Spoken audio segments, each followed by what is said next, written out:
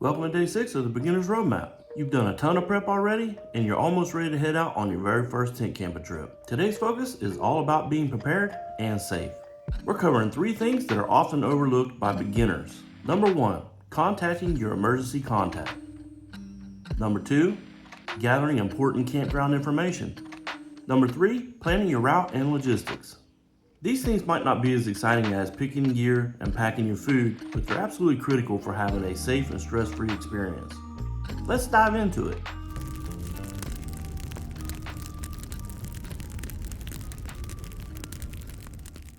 Step 1. Contact your emergency contact. Before any camping trip, especially your first, you should always tell someone where you're going, when you're leaving and you're returning, who you'll be with, even if you're by yourself, how to reach you, and when you'll check in. I would highly recommend you choose somebody that's really reliable, someone that you can trust. You want to pick somebody if your life depended on it, you could count on them. Somebody like a family member, a friend, or even a neighbor. Here's a sample message that you can send or write out. Hey, I'm going tent camping at campground name from date to date. I'll be staying at site number 12. There's limited cell service, but I'll check in when I can. If you don't hear from me by return time, please contact the ranger station at number or park office info. You can leave a printed note at home with this same info just in case there's an emergency. Step number 2, gather campground information. You want to show up prepared, not surprised. Here's what you want to know about your specific campground. Check-in and check-out times. Campground rules like fires, pets, and quiet hours. Fire policies. Can you bring your own firewood?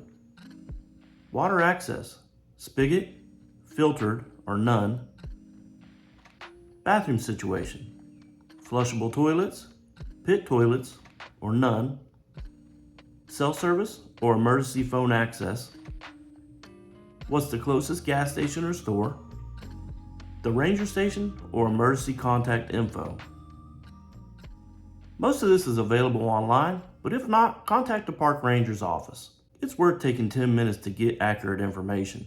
More than likely, if you're watching this video series, you're new to camping or you're wanting to go. So you probably don't understand about some of the things that I just went over. For example, so let's take a minute and talk about the firewood policy. I know in my particular area, most of the campgrounds in state parks, national forests, they don't want you to bring in firewood no further than 30 to 50 miles away. The reason for this is because there's invasive species and diseases that trees can get. They recommend that you bring in either a heat-treated firewood that you can purchase in stores, or you can purchase firewood from them at the actual parks. A lot of times you can find people who sell firewood in that particular area because they know that people is looking to buy firewood because of this fact. Now I know a lot of these firewoods that you purchase is going to be more expensive than probably what you can get in your local area. So I highly recommend you do your research, get online, try to find a place to buy it. If you can't, buy it from the state park because you're supporting the state park at the same time. And if you buy the heat treated wood outside this area, you're making sure that everything's being safe and you're not transporting any bacteria or invasive species to this campground. One of the other things I wanted to talk about in this checklist was the water access.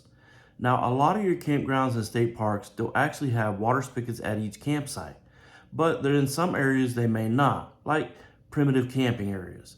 A lot of times they'll have a designated area where you can get water, but you may have to filter it, or they have areas that are just designated for fresh water. Now, there is campgrounds that are just remote and primitive that don't have any water or any bathroom facilities or any kind of amenities at all. So just double check. And like I said, I highly recommend you going to a state park because of these reasons. And since I already mentioned bathrooms, let's talk about bathroom facilities. Particularly, let's talk about flushable toilets, pit toilets, or no toilets. Like water access, the same thing applies to bathrooms. Some campgrounds and state parks have designated areas that have particular bathhouses and bathrooms that are flushable. And then in primitive areas or primitive area type campgrounds, they only have pit toilets. So a pit toilet, for those who don't know, is basically it's kind of like it's like an outhouse, basically, is what I want to say. It's an outhouse. It's just a hole in the ground. It's got a toilet and a building around it. So basically, you're going to the bathroom. You actually have a toilet, but it's not flushable. It's just wide open. It's just a hole in the ground. Everything drops in. And believe me, if you haven't experienced a pit toilet, you're in for a big surprise. All I'm gonna say is, like the rest of this, I highly recommend you go to a state park that has flushable toilets and fresh water for your first camping experience. Now, I encourage everybody to walk around in the primitive areas. If you do go to a state park or something that has, all the amenities, go to an area that doesn't and just kind of walk around and check things out. Bonus tip, mark down your campsite numbers and any gate codes that'll get you in and out of the gate after hours. Look, I'm just gonna tell you from my experience, I've been to some campgrounds that actually have gates and gate codes.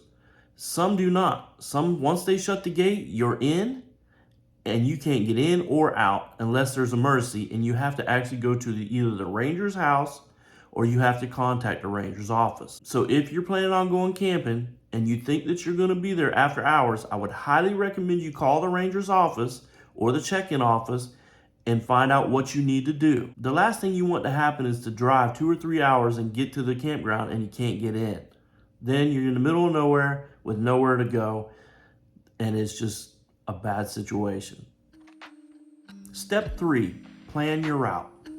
Let's make sure you know how you're getting there. You can use Google Maps or any kind of GPS app and do the following. Enter your campground's name and address. Check estimated drive times and make sure you add in any kind of stops or buffer times that you may have. Also, I'd leave a little bit of extra time just for traffic. Screenshot or print out directions just in case you lose signal. Mark the nearest towns, gas stations, or even hospitals in your area.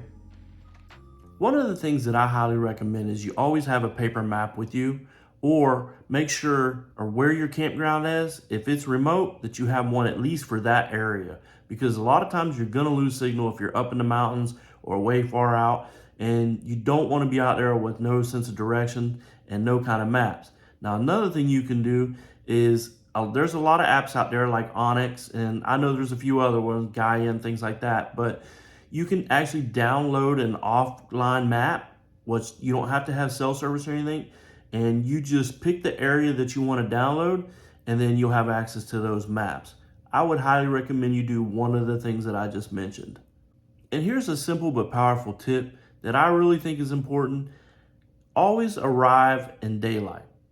The last thing you want to do is be getting to your campsite late at night or being lost out on the roads and have no clue where you're at, where any gas stations are at, and you can't see on top of that. Like, it is just, some of these remote areas in the mountains and deserts and places like that, they're hard to see in. You can get lost really easy. So just make sure you allow enough time to get there in daylight.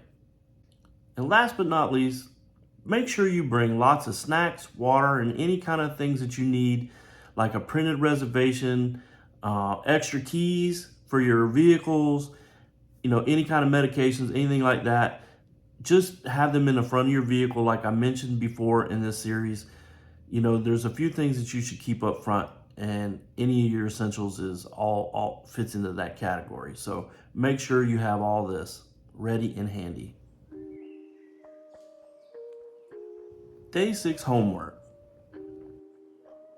Number 1, choose and notify an emergency contact with your trip information. Gather and print key campground details. Map your route, download offline maps, and make sure you leave plenty enough time to arrive in daylight hours. Congratulations, you're almost there. Tomorrow's day 7. This is our final day. We're gonna prep our food, double check our checklist, and pick up any last minute essentials. Thanks for sticking with me. You're almost ready to hit the road. I'll see you for the final prep tomorrow on the Beginner's Roadmap. Now this is going to be your first time Now this is probably going to be your first time camping trip. Now this is probably going to be your first camping trip, so like in the beginning of these series, I recommend you going to a state park because you've got all the anemones. See, I said it last time. So more than likely, like in the beginning of this series, I recommended that you go to a state park just for the simple fact that you have better amenities. So if you haven't been following along since day one of this series, at the beginning, I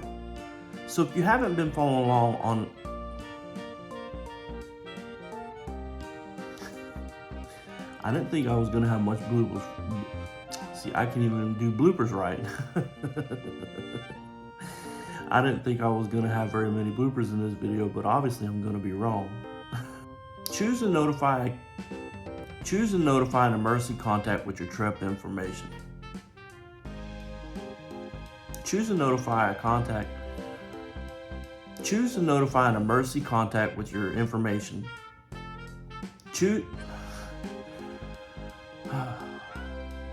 Last section is always the worst section because I want to hurry up and get it over with.